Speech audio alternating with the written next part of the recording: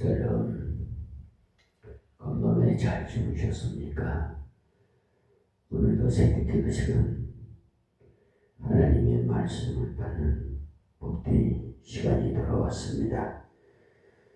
오늘도 사도행전 강해설기로 2장 22절에서 36절 말씀을 봉독해 드리겠습니다. 이스라엘 사람들아, 이 말을 들으라. 너희는 아는 바에 하나님께서 나사렛 예수로 큰 권능과 기사와 표적을 너희 가운데서 베푸사 너희 앞에서 그를 증거하셨느니라.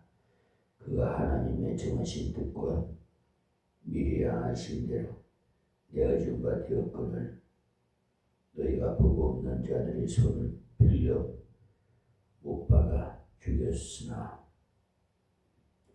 하나님께서 사망의 고통을 풀어 살리셨으니 이는 그가 사망에서 매여 있을 수 없었습니다. 다윗이 저를 가르쳐서 가르되 내가 항상 내 앞에 계신 주를 배웠으며 나로 요동치 않게 하기 위하여 그가 내 우편에 계시도다. 이러므로 내 마음이 기뻐하였고 내 입술도 즐거워하였으며 육체는 희망에 거하리니 이는 내 영혼을 음부에 버리지 아니하시며 주의 거룩한 자로 썩음을 당치 않게 하실 것이므로다.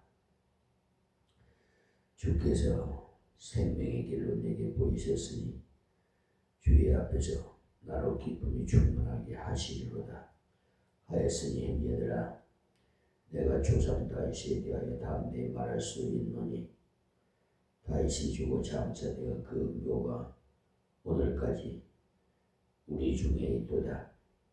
그는 선지자라 하나님이 이미 맹세하사 그 자손 중에서 한 사람을 그 위에 앉게 하리라 하심을 알고 미리 보는 거로 그리스도의 부활하심을 말하되 저가 음부에 버림이 되지 않고 육신이 썩음을 당하지 아니하시리라 하더니 이 예수를 하나님이 살리신지라 우리가 다 이 일의 증인이로다. 하나님이 오른손으로 예수를 높이시며 그가 약속하신 성령을 아버지께 받아서 너희 보고 듣는 이것을 부어주셨느니라. 다윗은 하늘에 올라가지 못하였으나 친히 말하며 가로되 주께서 말씀하시기를 내가 내 원수로 내 발등상 되게 하기까지 너는 내 우편에 앉았으리라 하셨도다 하였으니 그런즉 이스라엘 온 집이 정녕 알지니 너희가 십자가에 못 박은 이 예수를 하나님이 주와 그리스도가 되게 하셨느니라. 아멘. 22절에서 36절 말씀을 봉독해 드렸습니다. 오순절 사건에 관해서 어떤 사람들은 조롱을 하고 어떤 사람들은 기이 여기는 반응으로 사람마다 각각 다르게 일어났을 때 베드로가 그 모든 반응과 관계없이 이 일은 하나님께서 주신 능력이요 하나님께서 주신 열매라는 것을 설명한 것이 14절에서 21절까지의 말씀이었습니다. 하나님께서 일찍이 약속하시기를 성령께서 임하시면 어떤 결과가 온다는 것을 요엘 선지자를 통해서도 말씀하시는데 그 말씀이 이루어졌다는 겁니다. 성령께서 오시면 진리를 깨닫게 하는 능력을 받겠다고 하셨는데 그대로 되었던 거지요. 요한복음 16장 13절에서 예수님께서도 친히 말씀하시기를 성령께서 오시면 진리 가운데로 인도하신다고 하셨습니다. 성령의 은혜를 입기 전과 입은 후에 달라진 것 중에 아주 표식적으로 바로 진리를 깨닫는 귀한 그 기가 열립니다. 즉 성경을 읽을 때나 설교를 들을 때 깨닫는 능력이 달라진다는 사실입니다. 저 개인적으로도 확실하게 그랬습니다. 성령의 은혜를 입지 못했을 때는 성경을 읽기만 하면 짐을 지는 듯 했고 졸리기도 하고 이것도 하라 저것도 하라 저것도 하라고 하시는구나라는 생각이 들어서 하나님께서 우리에게 부담만 주시는 것으로 느껴지더라는 말입니다. 그래서 이것이 복음이 아니라 슬픈 소식처럼 되었더라는 말입니다.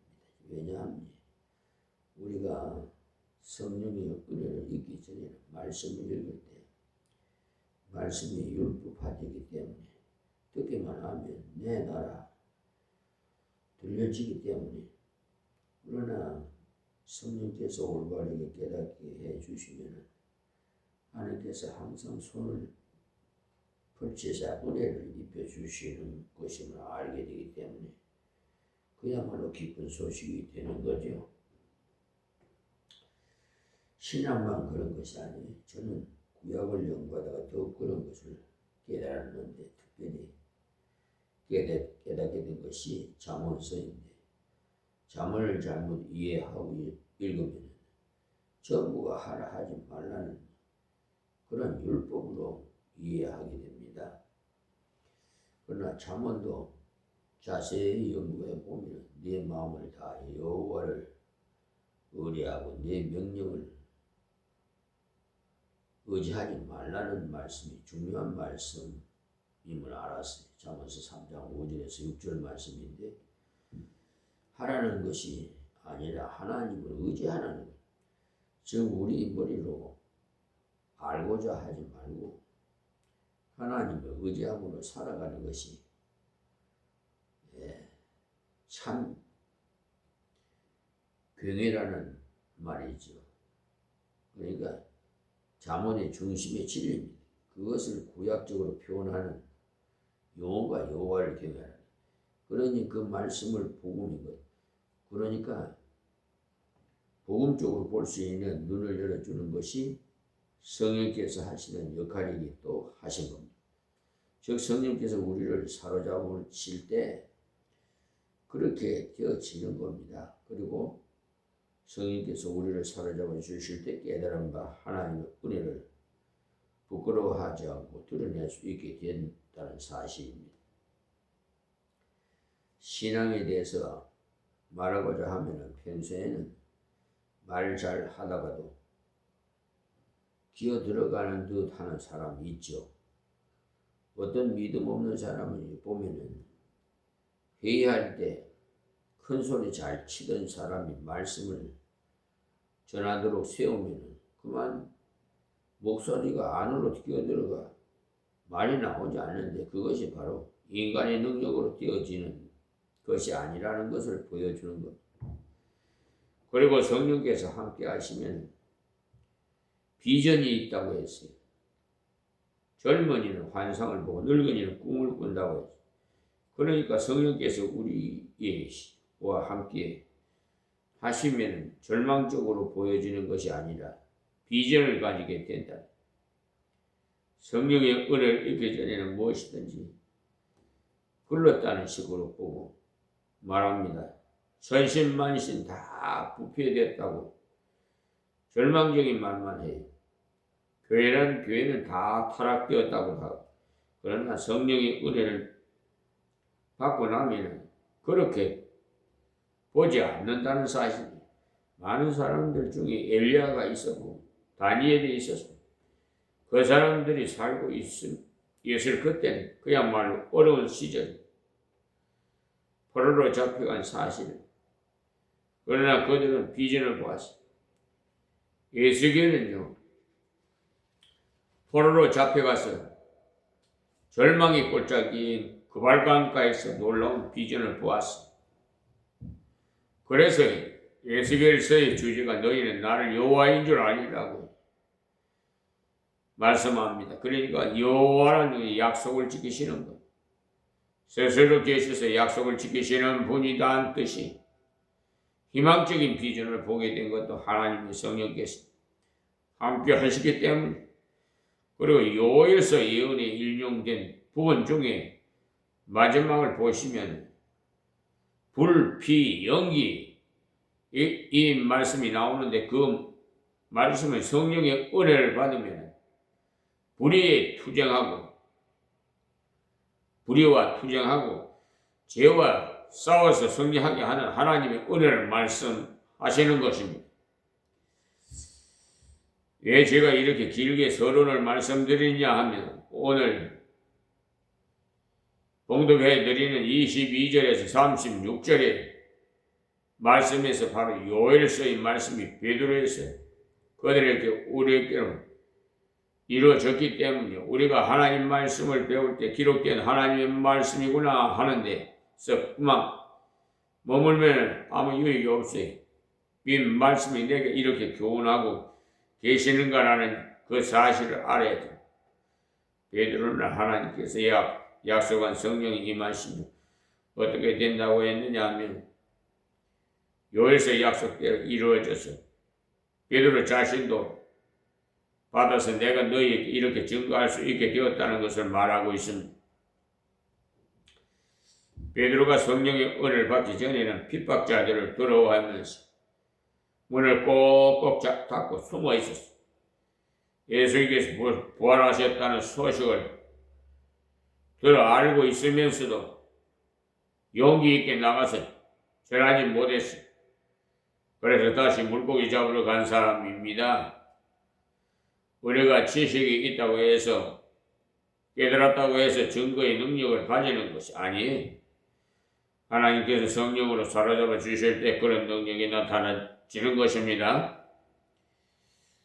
그러므로 이 새벽에 22절에서 36절까지 말씀에서는 베드로의 자신에게 성령이 이미 증거로서 진리를 깨닫게, 그 담대하게 증거하게 되었고, 그리고 위대한 소망을 가지게 되었고, 그리고 비전을 가지게 되었고, 또 불의와 투쟁하는 능력도 받게 되었다는 것.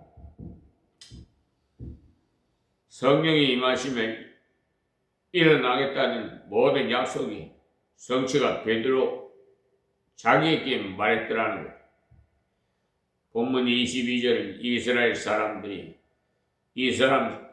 사람들아 이 말을 들으라.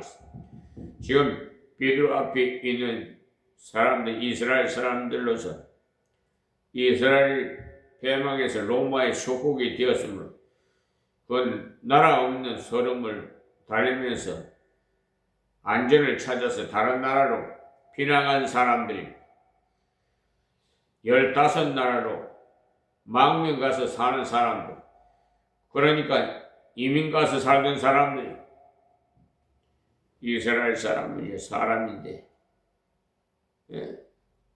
바뎀, 메데, 엘람, 메소포타미아, 가바도아, 본도 아시아, 부르기아, 빗빌리아, 애국 구레네, 리비아, 로마에서 살다가 6월절 절기를 지키고자 온 사람들,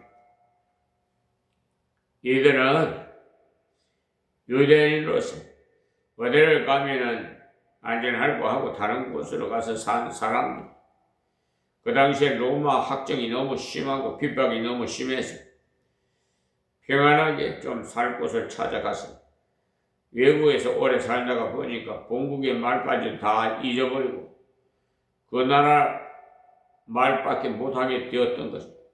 그 당시 세계 공용어라고 할 수 있는 헬라어로는 혹 통할 수 있어도 다른 말로는 전혀 통하지 않은 사람들이 되었어요. 말이 통하지 않은 그런 사람들 앞에서 베드로가 이스라엘 사람들아 이렇게 말을 시작했는데, 베드로가 그 그들을 책망하면서 시작한 것이 아니고 너희는 다 원래 하나님께서 택하신 백성이다. 희망적으로 보았던 것. 베드로는 그들을 절망적으로 본 적이 아니라 희망적으로 본 겁니다. 이들도 다 나와 같은 은혜만 있기만 하면 이들도 나와 같이 깨닫는 사람이 되리라 희망적으로 보았던 거죠. 우리가 전도할 때도 희망적으로 보고 전해야 돼요. 하나님께서 저희 눈만 열어주시면 보석같이 빛나는 하나님의 사람이 될 수 있다는 기대감을 가지고 복음을 전해야 됩니다. 저는 인간이 예수 믿어봐야 예수고 노릇을 옳게 하겠나? 저렇게 골초가 어떻게 저렇게 술꾼인데 어떻게 가망이 있을까? 하는 그런 마음을 가지고 전도에 임하면 곤란합니다. 저는 저 자신을 보았을 때 다른 사람 누구라도 다 가망이 있다는 희망을 가져요. 저는 따지기를 잘하는 사람이었는데 어쨌든 이겨야 되는 그런 성격의 사람인 저도 예수 그리스도를 믿고 새 사람이 되었는 것을 보면 다른 사람도 얼마든지 새 사람이 될 수 있다는 소망이 있는 겁니다. 이스라엘 사람들아 라고 했는데 이스라엘은 하나님의 왕자란 뜻이 말 그대로 한다면 하나님과 겨루 이었다는 말이 되지만 이스라엘을 의역하면 하나님의 왕자가 되는 거예요. 너 하나님의 왕자들아 이 말이지. 하나님의 왕자가 되려면 하나님의 이 말씀을 들어야 된다는 사실이 말없음하고 있습니다. 우리가 전도할 때 전도 받을 대상에 대한 올바른 태도를 가져야 진지하게 복음을 전할 수가 있어. 전도하러 갈 때도 전도받을 대상의 그 마음문을 열어주셔서 새 사람 될 수 있도록 기도하고 믿음으로 가야 됩니다. 그런데 전도하러 가기는 가면서도 절망 속에서 사는 사람이 많다는 사람, 어느 못된 사람이 나와가지고 전도지를 그대로 쫙 찢어버리고 그런 마음으로 들어가니까 진지하게 들어주지 않을 뿐만 아니라 전도지를 찢어버려. 왜 그러냐 하면 내가 그렇게 될 것이라는 기대를 가지고 들어가는데 그 사람이 받을 리가 있겠습니까? 나부터 믿지 않고 있는데 어떻게 그 사람이 믿겠어요? 실패하고자 준비하고 있는 사람은 실패하기 마련이에요. 우리 속된 말로 말이 씨가 된다고 그러지. 전도지 줘봤자 보지도 않고 던져버릴 것인데 하고 주면 얼른 던져버리는 거.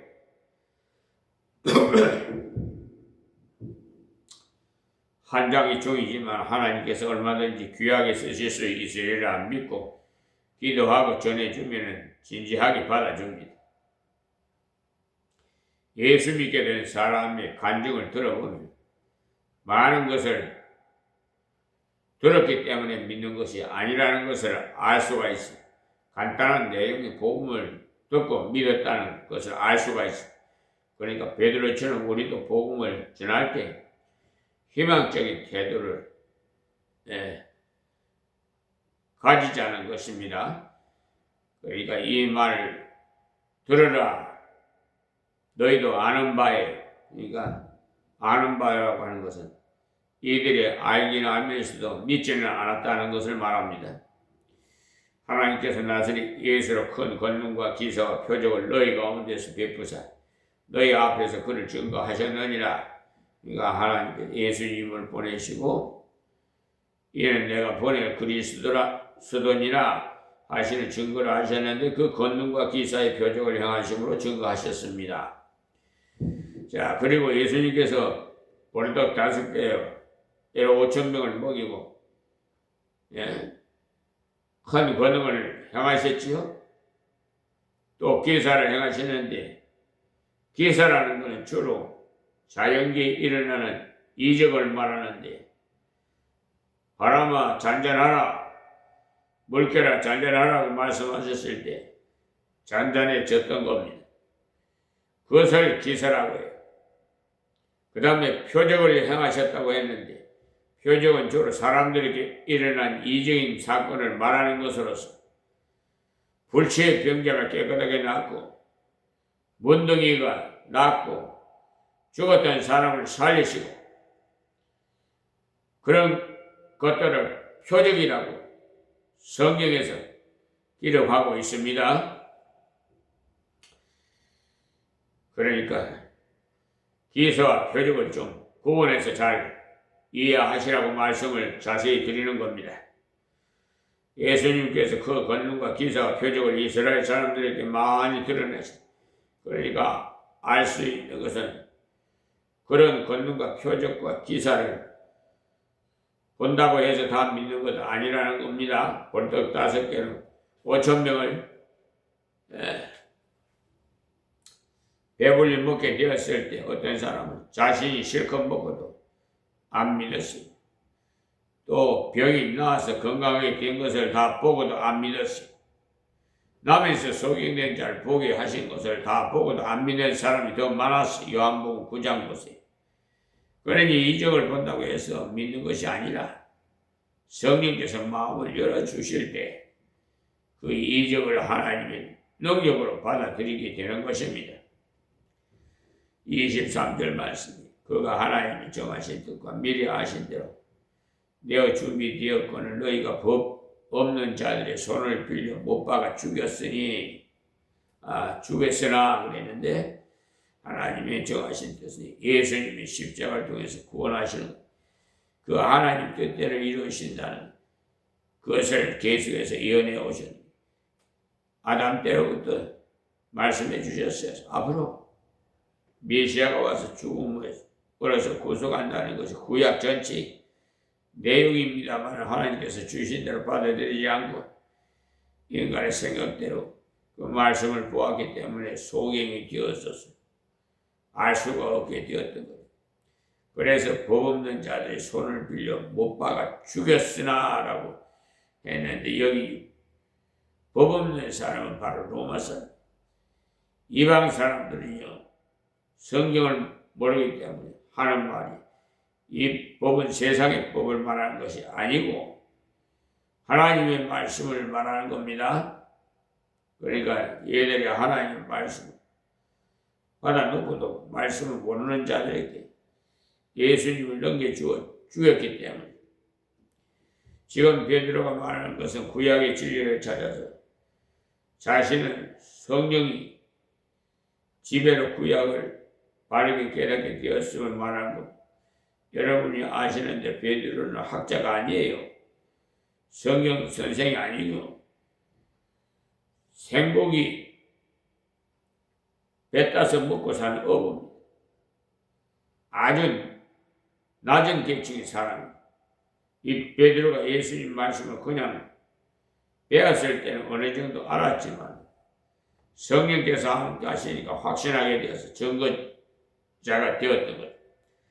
24절 말씀입니다. 하나님께서 사망의 고통을 풀어주셨으니 이는 그가 사망에서 매어 있을 수 없었음이니라. 예수님께서 죽었다가 3일 만에 살아나신 것은 사망에 매어 있을 수 없었기 때문에 왜냐하면 예수님은 하나님이시기 때문에 그의 신성의 증명으로 살아나신 로마서 1장 4절에도 보시면 예수님께서 죽은 자 가운데서 살아나심으로 하나님의 아들로 인정이 되었다고 나와 있습니다. 또 죄가 없으셨다는 것이 증명된 것이고 죽었다가 다시 살아나신 건 죄가 하나도 없었다는 증거입니다. 그래서 이런 것들은 베드로가 깨달을 수 있었던 것은 성령께서 베드로의 마음을 열어주시니까 구약을 통해서 깨닫게 됩니다. 그래서 구약을 인용하면서 25절을 구약의 인용이에요. 자, 다윗이 25절에 저를 가리켜 가르니 내가 항상 내 앞에 계신 주를 배웠음이니라. 그래서 시편 16편 8절에서 11절까지 그 내용인데, 다윗이 쓴 이 시가 바로 예수님을 가르쳐 쓴 것이라는 것을 베드로가 깨닫게 되었다는 것. 우리도 베드로와 똑같은 방법으로 전해야 돼. 나도 전에는 전혀 성경을 몰랐는데 성경의 은혜를 받고 나니까 깨달아지더라는 그 전하면 됩니다. 여러분이 전도할 때 말씀 위 다른 것으로 전도가 안 돼요. 언제나 말씀을 가지고 전도해야지. 아무것도 모르는 사람에게 말씀을 전해봐야 알아들을 수가 있겠습니까? 말씀을 가지고 전해. 그래서 듣든지 아니 때를 얻든지 못 얻든지 말씀을 전하라고 말씀하시. 디모데후서 4장 2절 말씀. 사람이 볼 때는 전혀 못 알아들을 것 같습니다만 기도하고, 그래 성령께서 함께 해주시기를 믿음으로 기도하고 전하면은 알아듣는 사람이 생기는데, 바로 성령께서 그 마음을 주장하셨기 때문에 그 사람이 바로 택함받은 사람이, 그래서 작정된 자는 다 받더라는 겁니다. 그렇습니다. 작정된 자만 받습니다. 사도행전 13장 48절에 보세요. 베드로가 시편 16편 8절에서 11절에 말씀을 인용해서 그들에게 증거하기를 내가 항상 내 앞에 계신 주를 배웠음이려 나로 요동치 않게 하기 위하여 그가 내 우편에 계시도다라고 했어요. 여기서 내가라고 한 것은 사실 자기를 말하는 거예요. 다윗이 시를 쓰되 자신에 대해서 쓰다가 어느 시기에 가면서 자기로서는 도저히 할 수 없는 말을 하고 있음을 볼 수 있어요. 썩음을 당치 않게 하실 것이미로다 했는데 다윗은 썩었습니다. 그런데 왜 그렇게 말했는가? 바로 메시아에 대한 예언의 증거인 것입니다. 내가 항상 내 앞에 계신 주를 배웠으며 내 앞에 그러니까 계신 주라는 하나님을 가리켜서 한 말로서 하나님과 동행하는 삶을 살았는데 하나님께서 자기 우편에 계시더라는 나로 요동치 않게 하기 위하여 내 우편에 계시도다. 그러니 다윗이 자기를 두고 예언을 하는데 바로 다윗의 후손으로 오실 예수님을 예표하는 그러니까 말을 한 건데 이 예언 그대로 예수님께서 이 땅에 오셔서 항상 하나님과 동행하셨어요. 예수님은 하나님 말씀을 순종하시면 하나님과 동행하셨던 것입니다. 그 다윗도 물론 그랬어요. 26절이에요. 26절입니다. 이러므로 내 마음이 기뻐하였고 내 입술도 즐거워하였으며 육체는 희망이 거하리니라. 하나님께서 나와 동행하시고 내 우편에 계시면서 다스려 주시기 때문에 내 마음이 기쁘다고 했는데 하나님께서 같이 하시면 항상 즐겁습니다. 또 입술도 즐겁고, 왜냐하면 육체 가운데 있지만 희망이 있고 육에 가까워 있지만 소망 가운데 살아있다. 예수님께도 육체를 입고 있다는 것에서 우리가 당하는 고통과 고난을 당하셨습니다만 항상 희망 속에서 사셨어요. 만민을 구원하실 능력을 가지고 계시기 때문에 육체 가운데 거하셨으나 절망하신 적이 없었습니다. 모두가 희망적이었어요. 하나님께서 성경을 한량없이 부어주셨기 때문에 예수님께서 항상 희망 가운데 사셨던 요한복음 3장 34절 말씀. 구약에 사는 다윗이었지만 예수님과 똑같은 고백을 하고 있다는 것을 우리에게 보여주신 겁니다. 27절 말씀입니다. 이는 내 영혼을 음부에 버리지 아니하시고 주의 기록한 자로 썩음을 당치 않게 하실 것이미로다. 여기서 말하는 음부는 지옥을 말하는데, 지옥은 하나님과 교제가 끊어지고 지옥 간다고 없어지는 거 아니라 영원토록 고통받는 것입니다. 주의 거룩한 자는 썩음을 당치 않게 하실 것이미로다. 육체를 썩지 않게 하신다고 했어. 그런데 영원히 음부에 버리지 않은 것은 다윗에게 이루어졌지만 육체가 썩음을 당치 않은 것은 다윗에게 해당하지 않습니다.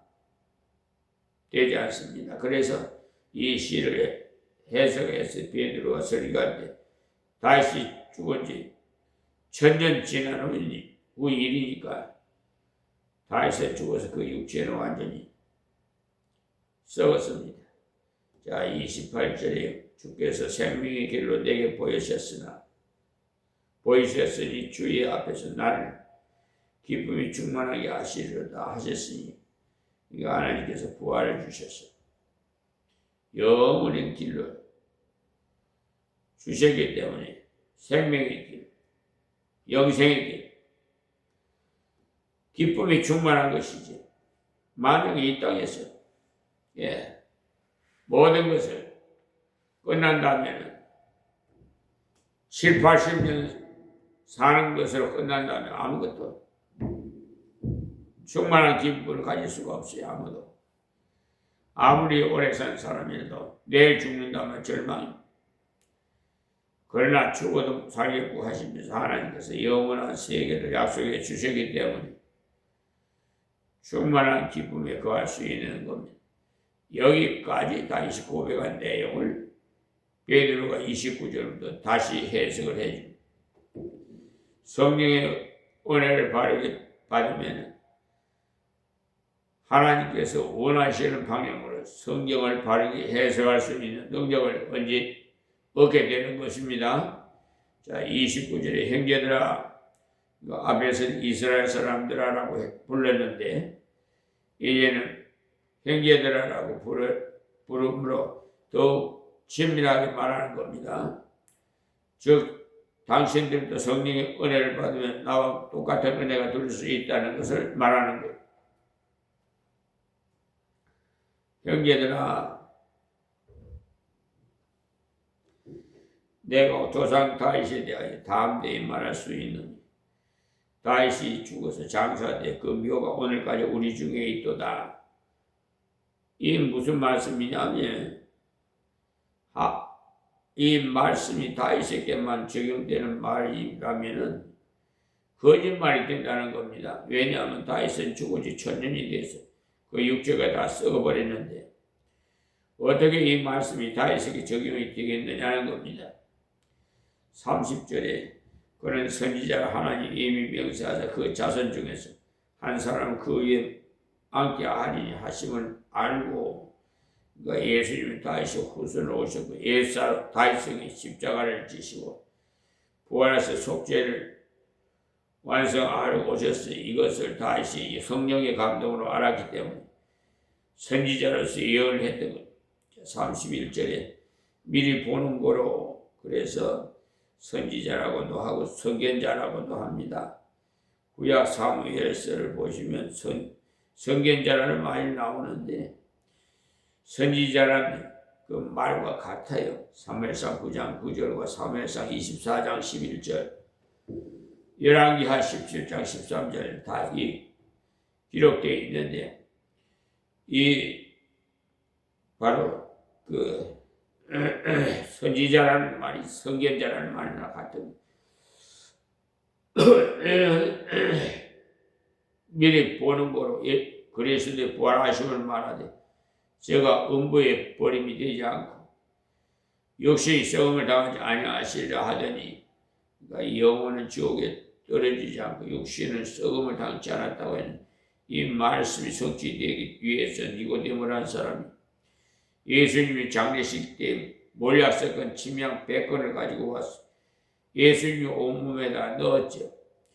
유대 나라에는 대개가 사람이 죽으면 죽은 그날 당일에 장례를 치릅니다. 당시 날씨가 너무 워낙 덥기 때문에 그날로 썩어 들어가기 때문에 당장 그날 장례를 치를 수밖에 없어요. 그런데 예수님께서 죽은 지 사흘 만에 다시 살아나셨는데 어째서 썩음을 당치 않았을까요?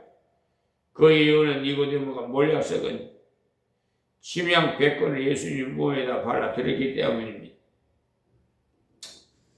몰약은 그 당시에 애국에서 미라를 만들 때 사용하는 향품인데 그것을 100권이나 예수님의 몸에다 발랐으니 썩음을 당치 않으신 거죠.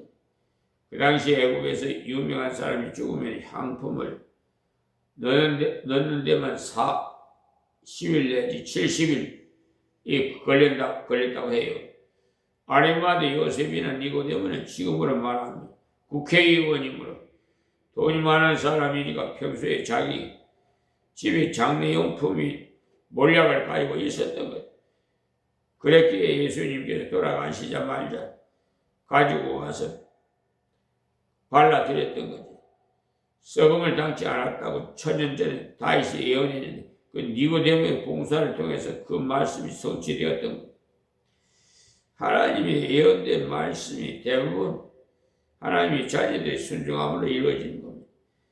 그때도 니고데모의 아름다운 봉사를 인해서 예수님께서 썩음을 당치 않겠다고 말씀이 이루어진 거죠. 만약에 니고데모가 그 봉사를 하지 않았다면 예수님 몸이 많이 부패되었을 겁니다.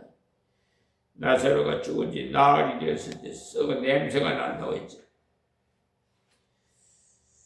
우던 문을 열지 않고 말도록 말한 것을 보면 그쪽에서 빨리 썩는다는 것을 알 수가 있어요. 32절에요. 예수를 하나님이 살리신지라 우리가 다 이 일의 증인이로다. 예수님께서 살아나신 것은 제자들이 보았는데 다윗의 예언은 그대로 딱 맞아 떨어졌으니까 이 예수님이야말로 하나님의 아들 메시아임을 이 예수 그리스도를 믿으면 영생하는 자가 된다고 설명해 준 겁니다. 그래서 가장 힘있는 증거는 내가 성경의 진리를 깨닫고 믿었을 때 내 속에 어떠한 변화가 일어난다는 그것을 그대로 증거하는 겁니다. 내가 하나님을 믿었을 때 내가 구원을 받았고 내 생활도 달라졌다는 것을 말할 때 제일 힘있게 증거가 되는 겁니다. 주 예수를 믿음으로 삶의 목표가 달라졌다는 것을 하나하나 증거해 주는 것이 바로 베드로의 증거와 같은 성령의 능력으로 하는 증거인 것. 하나님께 성령의 능력으로 하시면 그때그때마다 합당하게 말할 수 있도록 인도해 주십니다. 34절에 다윗은 하늘에서 올라가지 못하였으나 신이 말하여 가는데 주께서 내 주에게 말씀하시기를 그러니까 다윗은 하늘에 올라가지 못했으나 성령의 감동으로 깨달은 것을 증거하였다는 그의 증거 내용이 하나님께서 예수님께 말씀하시기를 35절에요. 내가 그러니까 하나님께서 내 원수로 그러니까 예수님의 원수로 내 발등상 예수님 발등상을 말합니다. 되게 하기까지 너는 예수님 말하고 내라는 것은 하나님 말하고 우편에 앉았으라 하셨도다 라고 말씀하셨대. 그러니까 성부 하나님께서 성자 예수님께서 말씀하시 예수님이 예수로 원수로 예수님께 완전히 굴복하게 하시기까지 하나님 우편에 앉으리라고 하신 내용 예수님의 성천에서 성천하신 후에 하나님 우편에 앉아 계신 것을 천년 전에 다윗이 예언한 겁니다. 예수님께서도 유대인들이 그 질문에 왔을 때 이 말씀을 가지고 다 암대하였는데 그들에게서 그리스도가 누구의 후손으로 온다 말했느냐 이렇게 바리새인들이 물었을 때 예, 다윗의 후손으로 온다고 했습니다. 이렇게 대답을 했죠. 그럴 때 그렇다면 다윗이 어떻게 자기의 후손을 보고 주라고 했느냐? 그럴 때 이 말씀을 인용해서 말씀을 하셨어요. 그럴 때 바리새인들이 아무런 대답을 못했어요. 마태복음 22장 41절 46절 말씀. 왜 그렇게 말씀하셨는지 아십니까? 예수님이 육신적으로 다윗의 후손 오실 예수님에 대해서 예언하면서 주라고 한 거예요. 다윗이 있기 전에서 예수님께서 이미 계셨던 사실, 다윗은 성령의 은혜로 알고 있었어요. 예수님께서 친히 말씀하시고 아브라함이 있기 전에 내가 있었노라 하시자 네가 50도 되지 못해 어떻게 그런 말을 하느냐고 따졌죠. 요한복음 8장 56절에서 59절 말씀. 그때 예수님께서 고생을 많이 하셨기 때문에 30살 되던 예수님을 그 향해서 그들의 50도 못된 것이 할 정도로 나아가서 들어보았던 거예요. 예수님께서 금식도 많이 했고 고생도 많이 하셨기 때문에 육체적으로 나아가 40 이상을 들어보였다는 것을 짐작을 할 수 있어요. 그때 예수님께서 그들의 입을 막으신 말씀은 바로 다윗이 예언한 그 말씀을 가지고 하신 건데, 다윗이 어떻게 자기 후손을 태어날 사람을 보고 주라고 했느냐고 하시지 그들이 아무 말도 못했어요. 주님께서 성천하신 후에 하나님 우편에 계심으로 마귀가 완전히 실패할 때까지, 즉 복음이 완전히 증거될 때까지 계시다가 택함 받은 백성들이 다 부름 받은 후에 다시 재림하십니다. 자, 마지막 36절. 그런즉 이스라엘 온 집이 정녕 알지니 너희가 십자가에 못 박은 예수를 하나님이 주와 그리스도와 되게 하셨느니라 하니라. 그러니까 베드로는 구약의 말씀을 비춰봐서 또 자기의 체험을 비춰봐서 또 다윗의 예언을 비춰보니까 예수님이 분명히 주께서 주제시여 하나님께서 보내신 그리스도라는 걸 알았습니다. 그래서 예수님은 만물의 주인이시. 왜 주인이 되느냐? 타락된 인생을 건져주셨어요. 주인 되신 것은 당연하지.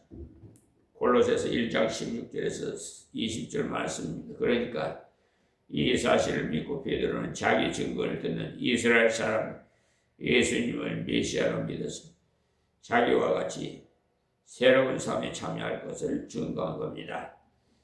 우리도 베드로의 이 증거를 통해서 깨달음 받으러 다른 사람에게 증거할 때 베드로처럼 그 사람들의 영혼을 바라보면서 하나님께서 그 영혼도 얼마든지 은혜에 참여할 수 있는 존재로 바라보는 소망의 눈을 가지고 증거하도록 합시다. 그래야만이 증거할 때도 신실하고 진지하게 증거할 수가 있어요. 그렇지 않으면 의무적으로 하게 되는 것. 교회에서 전도하라고 하니까 어찌 하겠나 해야지 의무감에서 하게 되는 것이 하나님 앞에서 우리의 그 현재 입장에서 얼마든지 복음 증거를 감당할 수 있습니다. 자, 오늘 여기서 말씀 뵙겠습니다. 하나님 고맙고 감사합니다. 주신 말씀 증거에 싸우니 듣는 자마다 다 복되게 하옵시고 깨달아서 은혜의 생활 충만하게 하여 주시옵소서. 예수님의 이름으로 기도합니다. 아멘.